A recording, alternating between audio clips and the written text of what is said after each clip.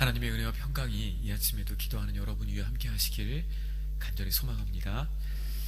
욥기 6장과 7장은 욥의 친구 엘리바스의 첫 번째 발언에 대한 욥의 답변입니다.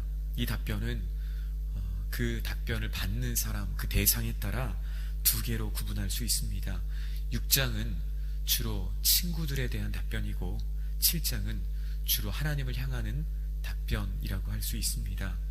본문에서 욥은 먼저 친구들의 연대감에 대해서 문제를 제기합니다.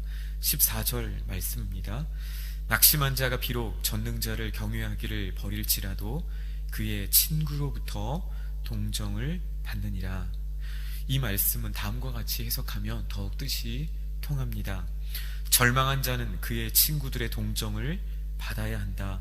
심지어 하나님께 대한 두려움을 포기한 자라 할지라도 그리해야 한다. 절망당한 자에게, 고난당한 자에게 필요한 것은 훈계나 교훈이 아니라 따뜻한 위로와 사랑의 말이라는 것입니다. 이를 통해 욥은 엘리바스의 이 태도에 대해서, 지금 욥을 비난하는 이 태도에 대해서 서운함을 토로하고 있습니다. 즉 자신에게 진정으로 필요한 것은 따뜻한 이해와 사랑의 말이었지만 엘리바스의 말 안에는 그와 같은 것들이 없다라는 것입니다. 엘리바스가 은연중에 지적했던 것처럼 욥이 죄를 범했다고 할지라도, 욥이 지금 겪고 있는 일이 설사 죄의 결과라고 하더라도 엘리바스는 욥을 위로하고 또 함께 아파하는 참된 우정을 보여 주었어야 한다라는 것입니다. 엘리바스를 비롯해 욥의 친구들에게 필요했던 것은 정확하고 예리한 분석이나 평가가 아니라 진정한 사랑에서 출발한 이해라는 것입니다. 우리도 이와 같습니다. 우리는 참 쉽게 다른 사람에 대해서 말을 할 때가 많이 있습니다. 우리는 물론 그런 말들을 할 수 있고 또 적절한 말을 해야 합니다. 하지만 이 모든 것의 출발점이 진정한 사랑과 이해인지, 또 그를 진심으로 위하는 마음인지 우리 마음의 동기를 먼저 살펴보아야만 한다라는 것입니다.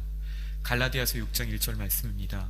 형제들아, 사람이 무슨 범죄한 일이 드러나거든 신령한 너희는 온유한 심령으로 그러한 자를 바로잡고 너 자신을 살펴보아 너도 시험을 받을까 두려워하라. 범죄한 사람은 이미 그가 한 일에 대한 명백한 결과가 있는 사람들입니다. 그럼에도 불구하고 그렇게 명백한 결과가 드러난 사람을 바로잡는 일을 우리가 함에도 불구하고 우리에게 필요한 것은 바로 온유한 심령이라는 것입니다. 내가 다른 사람보다 더 낫기 때문도 아니고 다른 사람이 나보다 부족하기 때문도 아닙니다. 누구나 그러한 상황에 처해지면, 또는 누구나 그러한 때를 만나면 그러한 일을 저지를 수 있음을 우리는 기억하고, 그럴 만한 상황이 있고 또 그럴 만한 이유가 없었는지 오늘 우리는 헤아리며 또 그들의 마음을 겸손으로 온유함으로 살펴보는 지혜가 우리 가운데 필요하다라는 것입니다. 그리고 그러한 마음으로 충분히 살펴본 이후에 사랑의 마음으로, 이해의 마음으로, 온유한 심령으로 그들을 권면하는 것, 그들이 바로 오늘 우리가 해야 될 일임을, 그것이 바로 오늘 우리가 해야 될 일임을 오늘 성경은 우리에게 말씀하고 있습니다.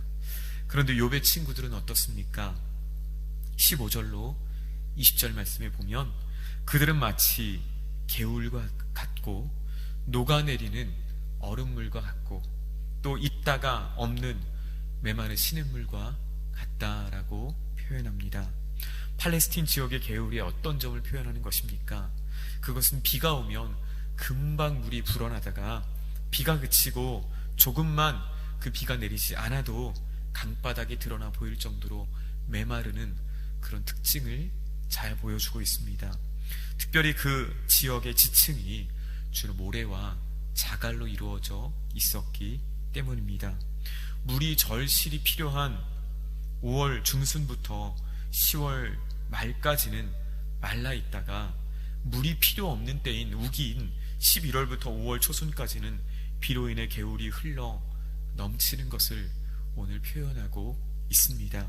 다시 말해 정말 도움이 필요할 때는 도움을 주지 않고 그렇지 않을 때 도움을 준다라고 하는 것과 마찬가지 오늘 욥의 친구들의 모습이 이와 같다라는 것입니다. 그래서 마치 목마른 사람이 사막의 오아시스를 발견하고 기쁨으로 달려가 보니 그것은 결국 신기루였음을 발견하고 실망하는 것과 같다라고 말하고 있습니다. 오늘 욥의 친구들이 욥을 향해 보인 태도가 무엇입니까? 21절 말씀입니다. 이제 너희는 아무것도 아니로구나. 너희가 두려운 일을 본즉 겁내는구나. 욥은 자신을 위로하러 찾아온 친구들의 태도에 대해서 이렇게 말하고 있습니다. 너희들은 지금 겁을 내고 있다라는 것입니다. 무엇에 겁을 내고 있습니까? 욥의 친구들이 왜 겁을 내고 있습니까? 욥이 당하는 이 모든 재앙과 고난과 고통이 하나님의 형벌이라고 생각했기 때문입니다. 다시 말해 욥은 죄인이고 그 죄값으로 인해 이와 같은 재앙을 겪고 있다라는 것입니다. 따라서 그들이 욥에게 위로를 하거나 또는 욥에게 다가가는 것 자체가 그것이 마치 죄인과 연합하거나 함께하면 죄인이 받아야 될 그 벌을 우리도 받을 수 있다라는 두려움 때문에 욥에게 다가가지 못하고 욥을 멀리하고 있다라는 것, 이것이 바로 욥의 친구들이 욥을 향해 가진 자세고 태도라고 말하고 있습니다. 그러나 오늘 우리가 믿는 주님, 예수님은 어떤 분이십니까? 예수님이 이 땅에 오셔서 세리와 죄인의 친구가 되셨습니다. 예수님은 여자와 어린아이, 심지어 몸을 파는 사람에 이르기까지도 출신과 지역과 성별을 막론하고 그들을 차별하거나 외면하지 않으셨습니다. 그들 역시도, 그들이 아무리 죄인이라 하더라도 그들 역시도 구원받아야 할 하나님의 사람으로 대하시고 한결같은 사랑으로 그들을 섬겨 주셨습니다. 그렇다면 오늘 예수님을 믿는 저와 여러분, 예수님을 따르는 저와 여러분의 삶은 어떠해야 하겠습니까? 오늘 이 말씀은 세상과 버타라, 그냥 죄인을 용인하라, 그냥 죄인과 어울리라 라는 단순한 말이 아니라 나와 너를 구분해서 우리와 너희를 갈라서 나와 우리의 의로움을 드러내라는 것이 아니라 오늘 저들에게도 하나님의 구원의 은혜가 필요함을 믿고 기도하고 온유한 심령으로 그들을 사랑으로 끝까지 인도해야 되는 것이 오늘 저와 여러분에게 맡겨주신 일임을 오늘 이 말씀을 통해서 저와 여러분은 기억해야 할 줄로 믿습니다. 그로 말미암아 그들에게도 설사 그들이 진짜 죄인이라 하더라도 그들 역시 하나님의 사람으로 또 하나님의 성품을 맛볼 수 있도록 하나님의 사랑을 경험할 수 있도록 오늘 저와 여러분들이 감당해야 될 몫이 있음을 오늘 주님은 이 말씀을 통해 우리에게 말씀하고 계십니다. 욥은 자신을 향해 죄인 취급하고 거리를 두려는 친구들을 향해 22절로 30절까지 이렇게 요청하고 있습니다. 한마디로 말하면 제발 돌이키라 라는 것입니다. 욥은 22절에서 23절에서 이렇게 말합니다. 내가 이러한 것들을 언제 너희에게 요구했느냐? 내가 너희에게 언제 물질적인 도움을 바랐느냐? 내가 언제 대적으로부터 구원하는 그런 위험한 행동을 내가 너희들에게 언제 요구한 적이 있느냐?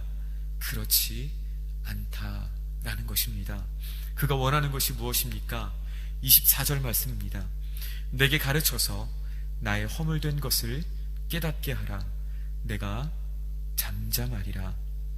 욥이 친구들에게 원하는 것은 어떠한 물질적인 도움이나 원수들에게서 자신을 건진받는 그런 위험천만한 일이 아니라 오늘 지금 자신이 겪고 있는 정말 이 고통이 무엇인지 그 잘못을 진정으로 깨닫게 하도록 도와달라라고 말하고 있습니다. 욥은 자신에게 허물이 있다면 서슴없이 충고를 받아들이고 회개할 용의가 있었습니다. 하지만 친구들은 그의 이전의 행동에서 어떤 죄악도 지적하지 못하고 단지 자신들의 생각으로 고난은 죄의 결과이기 때문에 이 고난은 네가 죄를 지은 것이다 라고 아주 단순하게 그 모든 것들을 추론하는 이러한 친구들의 자세를 오늘 말하고 있는 것입니다. 엘리바스는 오늘 고난당하는 욥에게 비판의 말을 하고 그의 죄악을 정죄하기는 했지만 그 원인이 무엇인지를 함께 묻고 진지하게 고민하지 않았습니다. 또한 그가 겪고 있는 고난을 이겨내도록 함께 노력하지도 않았습니다. 그는 그저 자신의 생각으로 그가 죄의 결과로 그런 고난 당한다라고 한마디로 단정하고 그리고 그 고난 당하는 욥과 함께 고난 당하고 함께 눈물 흘리고 함께 슬퍼하기는커녕 도리어 적당히 거리감을 두면서 그를 비난하기에만 급급하였음을 오늘 말씀을 통해 알 수 있습니다. 주 안에 사랑하는 여러분, 진실로 고난 당하는 자에게 필요한 것은 그가 무엇을 잘못했는지 또 그가 무엇을 하나님 앞에 범죄했는지를 말해주는 것, 그것보다 앞서 그리스도의 사랑으로 그들을 위로하고 그들을 위해 따뜻하게 권면하고 그들을 위해 드리는 한마디의 기도인 줄로 믿습니다. 그리고 그 이후에 오늘 우리가 그들에게 무엇이 필요한지 또 그들의 삶을 무엇으로 바꿔야 되는지 말해도 결코 늦지 않다라는 것입니다. 오늘 우리의 위로자 되신 주님은 우리 가운데 오셔서 죄가 없으신 분임에도 불구하고 우리의 죄의 짐을 대신 담당하셨습니다. 우리가 받을 고통을 대신 당하시고 우리의 모든 죄의 질고를 대신 당하셨습니다. 죄와 사망에 빠져있는 우리에게 말로만 위로하지 않으시고 우리를 정죄하지 않으시고 친히 그 죽음의 고통을 한 몸으로 담당하셨습니다. 오늘 그리고 그 구원의 은혜를 받은 우리가 이곳에서 주님을 따르는 삶을 살라고 주님은 오늘 또 우리에게 말씀하고 계십니다. 오늘 우리 주변에 고난 당하는 이가 누구입니까? 오늘 우리 주변에 환난 중에 있는 이가 누구입니까? 오늘 그들에게 그리스도의 사랑으로 따뜻한 말로 그리고 공감함으로 그리고 이해함으로 오늘 그리스도의 사랑을 실천하며 참된 위로를 실천할 때 혹 그들이 죄를 범하였을지라도 주께 돌아오는 역사가 있을 줄로 믿습니다. 이러한 은혜가 우리의 가정과 우리 공동체 위에 함께 하시기를 주님의 이름으로 축원합니다. 걸어가신 하나님 아버지, 오늘 우리에게 먼저 찾아오셔서 우리가 죄인 되었을 때에 하나님의 사랑을 보여주시고 들려주시고 깨닫게 해주신 것을 감사합니다.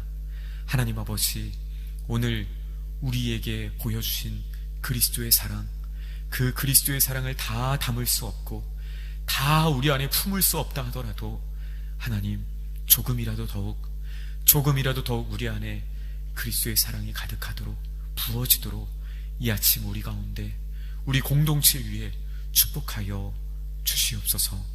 예수 그리스도의 이름으로 기도드립니다. 아멘.